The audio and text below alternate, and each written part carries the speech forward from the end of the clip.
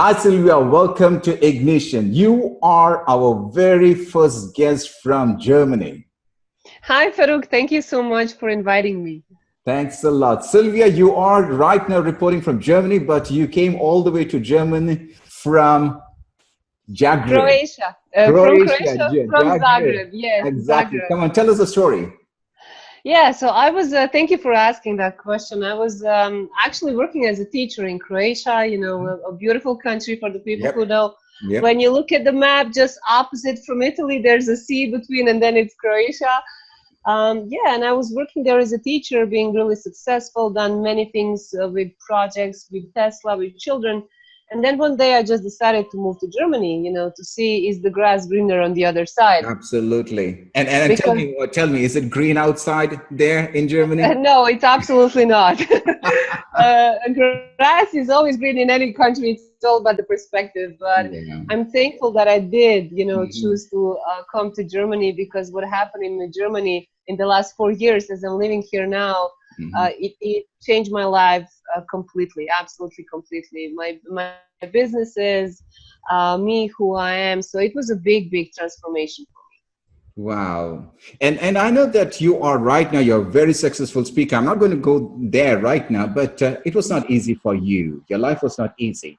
And this is one Mm-hmm. question. This is one question I ask everybody, because every single guest, let me tell you, Sylvia, who sat there, they all had this challenge in their life. I don't call it as a problem. They all have gone through the challenge. And just like the iceberg theory, we don't see what's there beneath the water. You have gone through those challenges in your life. Could you just go through that challenges, what you went through? Mm-hmm. Mm-hmm.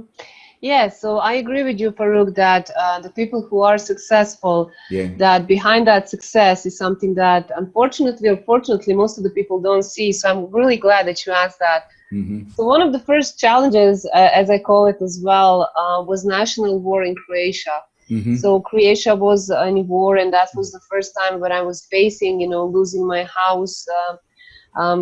Literally being in the basement when occupation was happening and bombs was when we were attacked. And after that, the war was finished. We were all happy. But on that journey until I am today, I faced one really difficult period of my life. Mm-hmm. I was working as a teacher in Zagreb, Mm-hmm. and financially I was not stable in the moment. I was not educated how to manage money, how is important that what we think about money. I Yeah. didn't know anything about that. Mm-hmm. So I put myself in a situation where I literally didn't have any money, and the weekend was coming. It was approximately €1 that I had, or $1, let's call it like that, until Monday. Okay. And in the house I didn't had nothing to eat, like the shelves was empty. I don't have nothing to cook. And to be completely honest, I was too proud to admit this situation, even to my parents, even to my friends. I had a lot of friends, but it was a lot of shame, a lot of blame, a lot of judgmental feelings about myself, so I kept it for myself. And there was a Friday. I came from work, and I was really hungry, and I was thinking, okay, what I'm gonna eat? Mm-hmm. Where is Monday? Because we get meal on Monday in the company. And I had this $1, and I was thinking, okay, I can buy myself something small for $1, but then I don't have for the ticket to get to the job on Monday. So, I need to drive black or Schwarzfahren, like we say it in Mm-hmm. Germany. Mm-hmm. So that was not the option for me. So the only thing that I had in my house was olive oil. Mm-hmm. And I was thinking, you know what? I'm gonna survive this. I'm just gonna drink this oil that gives me energy, even if I, end up in a toilet. But I needed to have Yeah. something for my body. So Mm-hmm. as I was drinking this olive oil, I started to cry, and I end up on the floor, totally broken. And I'm like, God, what is happening? Why are you punishing me? I'm always trying to do my best. I didn't deserve this. And in that moment of the deepest pain, just thought came to me, you're going to remember this. It's like I heard this voice, you're going to remember this. And I kind of, shook myself. I'm like, okay, who said this? Was it me? Was it someone from above? And I started to take action. I put all my purses, all my jackets, searching for any extra money. And I did find money, like $100 in one jacket, hidden inside that, I wear only in winter. And that was like a summertime. And then I said, okay, what you gonna do now? I opened my laptop and I said, okay, what am I good at? What am I good at? What am I really good at? And I was like, okay, I'm a great teacher. I can entertain people. And then the sentence of my parents came that they said, you know what? You are born to be on television. You're born to act. You can imitate anyone. So I Googled the agency for castings, like for models and all this. Yeah. And I saw that the membership is like $70. So I took this 100, I run there, put my makeup, everything, get myself together. I came there, and this is where the first miracle happened. When I came there, the gentleman who was in front of me, he was speaking with the director of this casting agency, and she was extremely nervous. She was yelling at him. It was such a bad energy. And I was just thinking, you know what? I can do it. It's going to be fine. I'm going to find a way that she accepts me, even in this mood. So I'm sitting in the chair, and, the gentleman left, so we're totally alone. And she's like screaming how, this and that is this gentleman. And I'm just listening. I'm just patiently listening. And then she says, at one point, she says, plus, my child is sick, and I'm here. And I find that connection to communicate, because I was a teacher. I take care of so many children in all these years. And I said, tell me more. What kind of illnesses? Is there anything that I can help you? What kindergarten is she going? And she like opened up, she smiled and she started to talk, and the whole energy changed. To make the long story short, she took a photo of me and she said, you know what? You are so beautiful. You are talented. You're going directly on the television. And I'm like, what? so she sent me that day. I was running through Zagreb. I was literally running. I'm not spending on the cab, on taxi, nothing. I have this money. I paid the membership. I'm running on the television. It's like RTL in Germany. It's really famous, in Croatia, internationally as well. I'm coming there, and they did recording. They said, you know what, we're going to get back to you. It looks good. And from that moment, in the next 2 weeks, I got the main role to be in one serial on that RTL.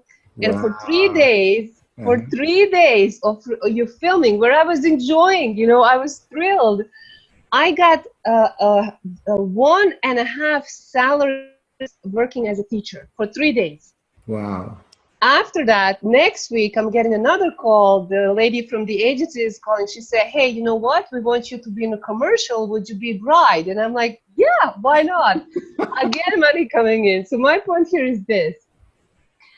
In my deepest pain, when I, 3 weeks altogether from the moment that I was eating olive oil, because of the faith and because I was crazy enough to listen to that voice, okay, you're going to remember this and take action on that. Literally miracle after miracle happened, and I had the money, and could buy myself food. So that was one of my biggest pain, Farookh, when you asked me. Wow. And in other words, you did not limit yourself. You kept the options open. Yes, absolutely. Wow. And that's one of the reasons you went and you searched underneath everything to get $100. Yes. In that point, I was searching, just something. I just said, I need to find something. I will find something. I know. Because, I'm like a mouse. I put a little bit here, a little bit there, and then I forgot where the money is. So, yeah. Wow. And one more thing, Silvija, this also changed your life. When I was in Qatar many years back, I remember an incident where a child was trapped inside the bus, and the bus was a school bus. The doors were locked, the windows were locked, and the bus driver did not do his final check out. And he walked out of the driver's door, but there was a little child sleeping in the bus. But at And after some time, the child died. You also had the same incident where you saved somebody and that changed your life. Yes, yes, Farouk. We would like to listen to that. Thank you for telling me this story. I'm sorry that no one didn't see that to save that child. This is what happened. After Croatia, I moved to Germany, and I was working in a one English-German school, and it was summer, really hot. Yeah. And I gave the child to a mother. It was Friday. I gave the child to a mother, and I said, everything was good, and I spoke about what we did. And as we were talking, the little boy, he took the keys of the car, and she didn't even notice. So she's putting him in the seat, and he's locking himself in. And he pressed the button, and she didn't have the second key, and the dad was out of the city. So to make this long story short, what happened is I'm trying to break the window in this huge Volkswagen Jeep. It seems impossible. It literally, when I hit with the school hammer, literally with the school hammer, it kind of bounced me back. And then before I did a third try, I said, God, help me. And I used, I'm a Christian, I said, pure blood of Jesus, help me. And in this moment came like a movie, everything that I did when I was training karate, when my coach was pushing me, when I thought that I will die, how he's jumping on me, and all this. All this came, all my competition, all my struggles, and all my wins, actually wins. It's like a movie. And when I said the words in my soul, I broke the window. And they took the child out, and he was good, and everything without any serious consequences. But that was the moment that I felt the feelings in my soul, in my heart, like never ever before. And I asked God, I said, God, with you, this would not be possible. You help me. Please, I'm asking you, please use me. Where do you want to put me, who I'm going to become, whatever it takes. I just want to have this feeling in my heart like I had now, that I see that the child, that eyes of that child are still looking, that all the ideas that he will have and that he has will be alive, that he's going to become whatever he's going to become. Yeah. And that was a really, really big crossroad in my life. Wow. I know that you have shared your stage in LA with people like Mel Gibson. Yeah, why don't you share that story with us? But before that, from TV, how did you get all the way from teacher? Let me start from there. From teacher, then you came all the way to TV, and then you became a speaker, a public speaker, very well-known public speaker in United States as well as Germany. Take us through that story of yours. Yes. So thank you, Faroukh. So from a high school, I was one of the first, I think, in all generation who was always interested in a personal development. I would run to the stores to search a book about positive thinking, and in Croatia, it took a little bit longer that all these positive thinking books and psychology comes there. So when one would be in the shelf, I would travel to the main city, because my home city is 30 kilometers, between to Zagreb. You need to travel 30 kilometers there. So I would travel there to take the books, to go to seminars. So I was always investing in myself and mentoring people without any monetization, because mindset, unfortunately, in Croatia is, why would someone pay me, to coach you? It's like everything is for free. So I was doing that basically my whole life, last 15 years. And, speaking in my hometown for many conferences. So it kind of happened naturally. I invested a lot in myself, being trained for trainers who work for Brian Tracy, John Maxwell as well. So they helped me how to structure the speech, how to communicate, not just on the stage, but in general. And they're most of them from USA. So when you ask me how this happened, actually, after I saved that child, approximately 2 weeks after, I'm going to one business conference, just to see what it is. It was National Achievers in Frankfurt. Okay. And there is the place where I'm meeting my first mentor. Okay. When he said, hey, this is the step, this is what you need to do, we're going to educate you. So I took huge financial risk, and I said, you know what, God, I know this is from you. I felt it. I asked for it, he showed me how, and then I need to take some action. Yeah. So I risk massively to invest in myself, and being educated, not just as a professional speaker, but also as a business consultant, how to set up the business, marketing, branding, communication, networking, psychology of selling. So one of the things that I got help from my mentor is he was having this huge business conference in Los Angeles, and I was one of the rare chosen as he's one of the best students to speak there on stage. Wow. So this is how I had the opportunity to meet Mel Gibson, Mark Wahlberg, John Travolta, and many other celebrities, and that was really eye-opening for me, Farookh, because there's one image that is presented to television, to radio, to all these newspapers and social media about these celebrities that I just, named. And it's something completely different when you have opportunity to see that they're so simple, that every one of them is a believer. Everyone says, how faith is important, how God, some of them will call it God, some universe, it doesn't matter. But that was so important for me to see that really highly successful people, in the end of the day, are believers. Absolutely. And then you also started writing articles. Yes. Take us to that. Yeah, so I'm writing for two international magazines. One magazine is Manila App Magazine, and the second one is Business Booster Today. Both of them are published all over the world. And last week I got on the cover of one business magazine in UK that is only for business lounges in the UK airports.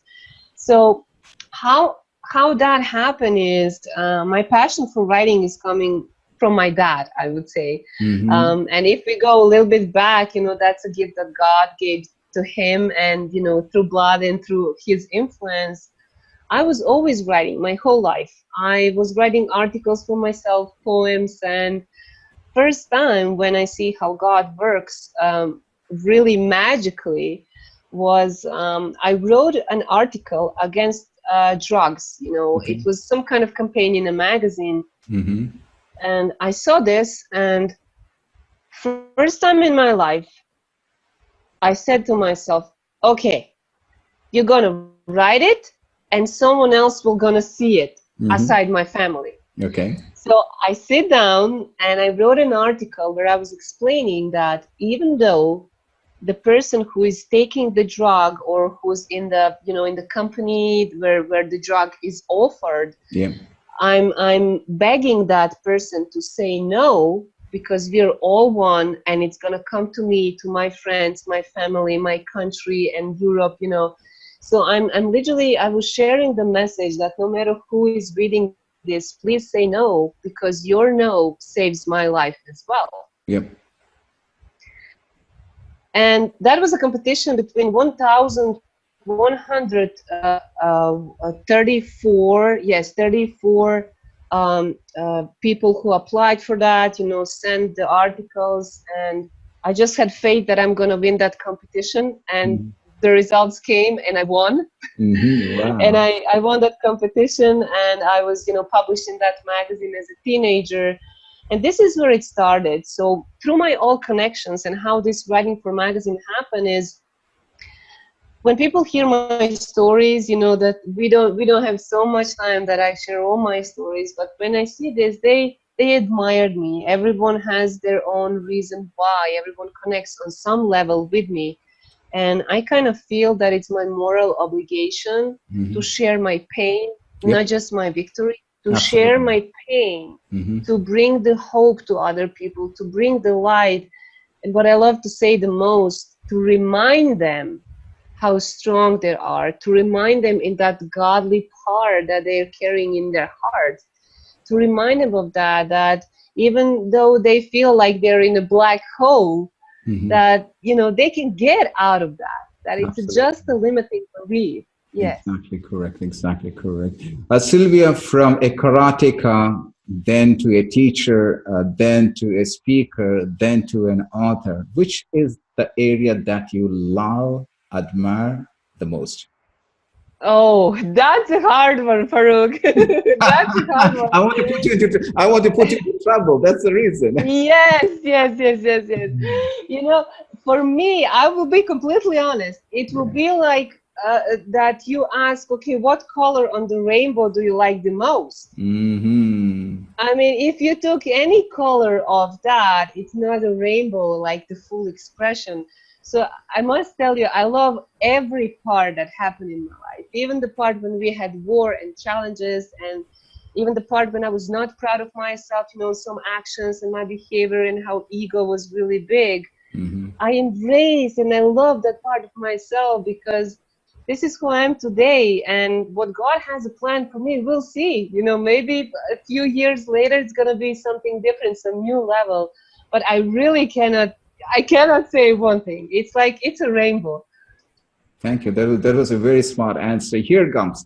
Silvia, there are a lot of people who do not love or who do not connect with themselves. What is that you want to say, tell them? Yes.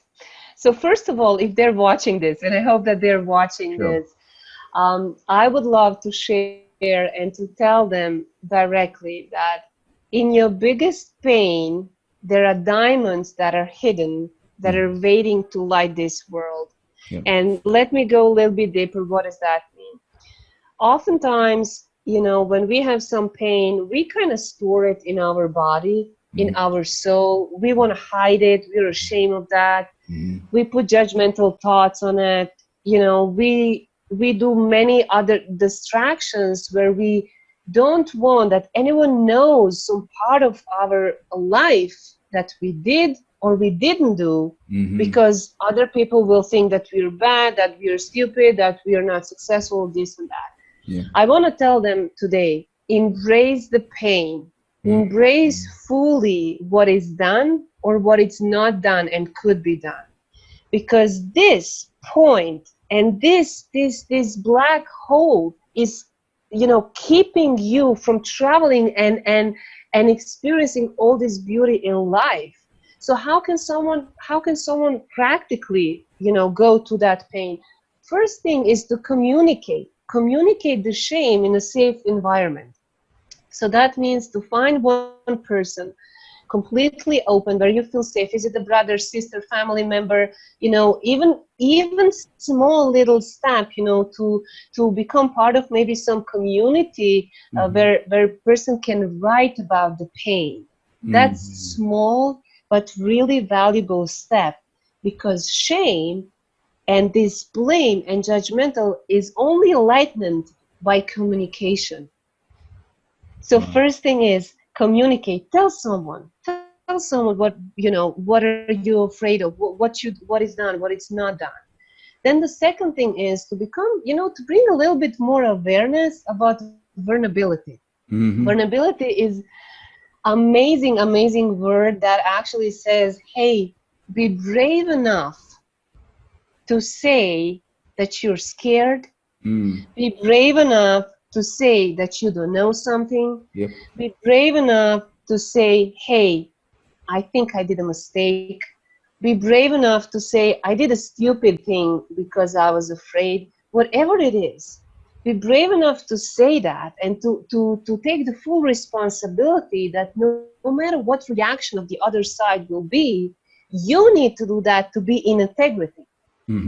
So when we go and we communicate, then we take responsibility, then we condition ourselves, our mindset, our lifestyle, and how we communicate with other people with more honesty. And then we attract better situation, better people, better deals, better, you know, everything that is possible starting coming to our life. And the most important is we live that authentic life, that honest life, Yeah. that, okay, you know, no one is perfect besides God. So when you ask me how someone, I would really say, find community where you can, when you can communicate that, Mm-hmm. become aware of that in your biggest pain, there's a diamond. Because whatever the person is facing right now, whoever is watching this, someone else on the planet is experiencing the same thing. Exactly. And you or we, you know, we think, oh, I'm the only one. No one is like that. No one did such a bad thing. I'm the first one. No, it's not. It's like Google, you know, probably whatever we did, someone else already did it. It's just Absolutely. that people don't communicate that. So when we share the pain, like for example, like I share my pain, you know, let's use this example as with olive oil. When I share that pain, I know there's the people who were in the same situation, or maybe now experiencing, maybe now crying and thinking there's no way out. And then when they hear this story, they will say, hey, wow, she had the same situation, she went through that, I'm gonna do it as well. So the point Absolutely. is, sharing the pain is our moral obligation. If we truly love ourselves, God in ourselves, and other people. Wow. It's so nice to hear from you. Ladies and gentlemen, Silvija Popović.